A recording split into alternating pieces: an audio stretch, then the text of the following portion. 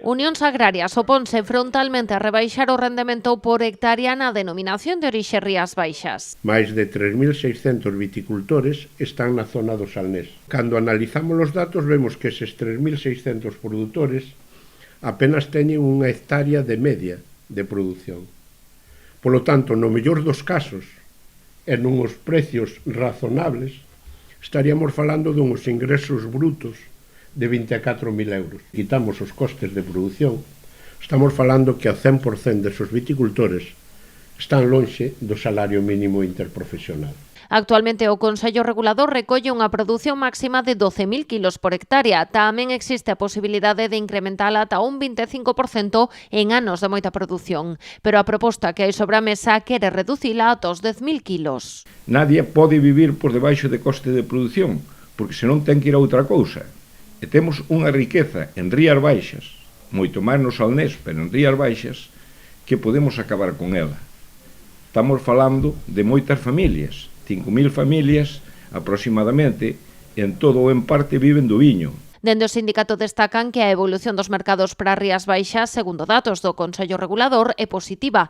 Na última década as vendas medraron un 16,5% ata os 26,7 millóns de litros en 2025. En canto ás exportacións, superaron os 8,6 millóns de litros. Chámese cooperativas, pagaron a uva un 30% máis que as outras bodegas e resulta que necesitan todas as uvas que poda haber.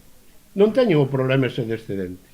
E, polo tanto, que nos están de algún xeito trasladando, socializando e a mala xestión das bodegas que podan ter algún viño sin vender. O primeiro paso de Unións Agrarias será mandar un burofax ao Consello Regulador para coñecer a orixe da proposta e o informe técnico que a fundamenta. Tamén queren coñecer o estado do plan de crecemento ordenado previsto para DO. Que vai contar co rechazo da inmensa maioría, do 100%, dos viticultores que venden uvas. Probablemente poda ter o apoio de algún viticultor que se disfraza de bodegueiro, porque non hai razóns económicas, técnicas, nin de calidad para podelo cuestionar.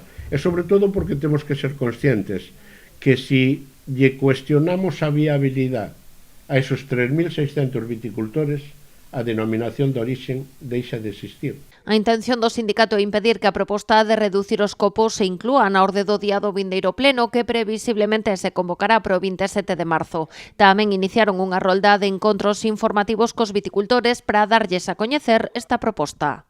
Por unha parte, abocar a que vaya moito máis viño a esa elaboración fora da etiqueta, fora da marca, pero sobre todo abastece o que é o mercado negro. Unha persona que ten 8.000 euros de ingresos non lle podemos pedir que tire 4.000 euros porque está fora de cupo. E terminará os vendendo en negro, que é o que buscan moitos destas bodegas. Compralo sobre a uva a 2 euros, pero cómprase toda a 30 céntimos. Unións Agrarias quere buscar tamén o apoio dos concellos cuxos territorios forman parte da denominación de orixe. Pedirán que leven os seus plenos mocións rexeitando este recorte.